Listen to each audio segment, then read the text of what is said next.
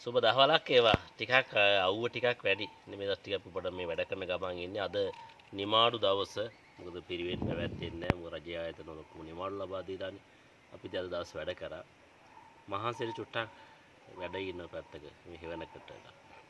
හැමෝම ආස කරන දේවල් තියෙනවනේ.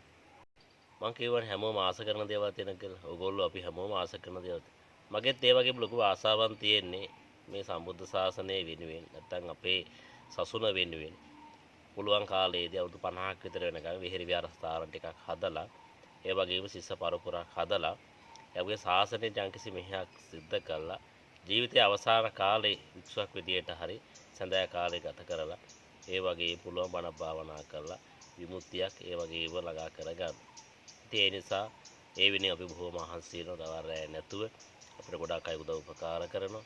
මේ දිනවලත් අපේ ඉදුපෑදස්ස පිරිවෙන ආස්ථානයේ වික්ෂු නිවාසිකාගාරයක් අද ශිෂ්‍ය හාමුදුරුවෝ වෙනුවෙන් මේ වැඩ කටයුතු කරලා ටිකක් ඉන්න ගමන් තමයි චුට්ටක් ඉන්නේ අදහසක් විදියට ඔබත් එක මේ වගේ දොඩමළු වෙන්න. ඉතින් හැමෝටම ආරාධනා කරනවා මාර්තු 25 උදේ 9ට පොඩිහාන් වහන්සේලා 18 නමක් වෙනුවෙන් ශිෂ්‍ය නිවාසිකාගාරය වෙන වෙනම කාමරයක් නම් සහිතව අපි හදලා උන්වහන්සේලාට ශාසනයට අනාගත වික්ෂු පරපුරට අපි දායාද කරනවා. අපිත් එක්ක එකතු වෙන්න. ඒ මේ විදිහට එකතු වෙලා ඉන්නට අපි පුණ්‍ය අනුමෝදනා කරනවා. ඒ වගේම මේ වටමහා පින්කම් අපි කවුරු පිනක් දහමක් කරගත යුතුයි.